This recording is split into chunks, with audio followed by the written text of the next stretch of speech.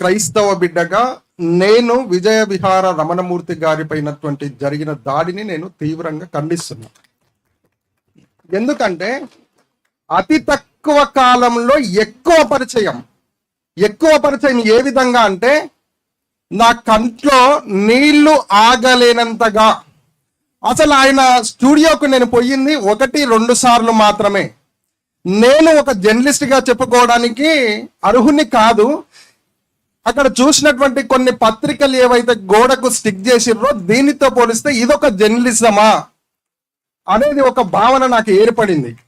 నిజానికి నిన్న జరిగినటువంటి బీఆర్కే న్యూస్ లో జరిగినటువంటి ఏదైతే ఇన్సిడెంట్ ఉందో ఆ ఇన్సిడెంట్ నేను చూసినప్పటి నుండి ఇప్పటి వరకు ఒక 100 సార్లు మా ఎండి మేడం గారి దగ్గర నేను అనింటా, అసలు ఇది ఏంది మేడం, ఎక్కడ పోతుంది సమాజం, ఏమైతుంది, మానవత్వం మంట కలిసిపోతుంది కదా.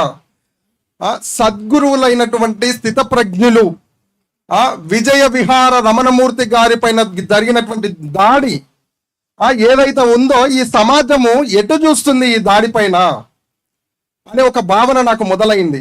నిజానికి వినాశన ధర్మంలో ఉన్నటువంటి వ్యక్తుల యొక్క లక్షణం ఏంటి అంటే, సనాతన ధర్మంలో ఉన్నటువంటి వ్యక్తులు ఎవరైనా ప్రశ్న వేస్తే ఆ ప్రశ్నకు సమాధానము రాలేక, ఆ ప్రశ్నకు సమాధానము చెప్పలేక విరుచుకుపడడం, అవతలి వ్యక్తులపై దాడి చేయడం అనేటువంటిది వినాశనం ధర్మం యొక్క లక్షణం, అందుట్లో ఉన్నటువంటి మనుషుల యొక్క లక్షణం అని నేను ఈ సభ వేదికగా నేను తెలియజేస్తున్నాను. నిజానికి ఆర్ఎస్ఎస్ యొక్క భావజాలం ఏంటి, హిందూ యొక్క భావజాలం ఏంటి, బజరంగుల యొక్క భావజాలం ఏంటి అంటే సంస్థలు పెట్టుకోవడానికి మాత్రమే కాదు, అందుట్లో ఉన్నటువంటి వ్యక్తులు ఏ విధంగా ప్రవర్తిస్తున్నారు, వారి యొక్క బాడీ లాంగ్వేజ్ ఏ విధంగా ఉంది, వారి యొక్క ప్రవర్తన ఏ విధంగా ఉందనేది కూడా తెలుసుకోవాలి. ఎందుకనంటే నా వయసు 32 సంవత్సరాలు. ఈ సభలో నాకు నా మాటను గౌరవించి ఇక్కడికి పిలిపించి నాతో మాట్లాడిస్తున్నటువంటి విజయ విహార రమణమూర్తి గారి గురించి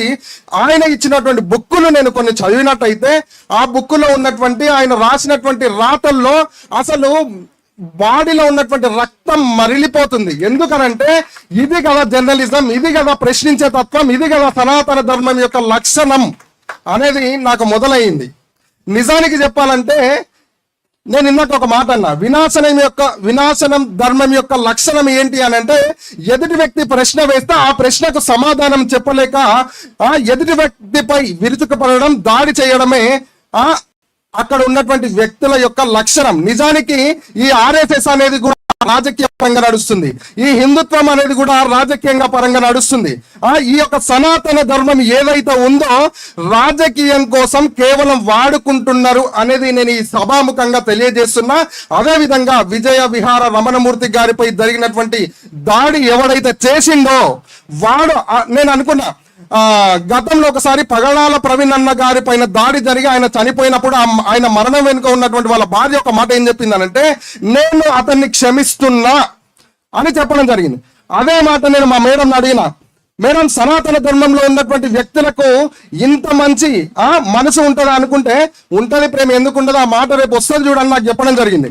అదే మాట విజయ విహార రమణమూర్తి గారి నోటి నుంచి ఈ రోజు నేను విన్నా, అతన్ని క్షమించిన అని చెప్పడం జరిగింది.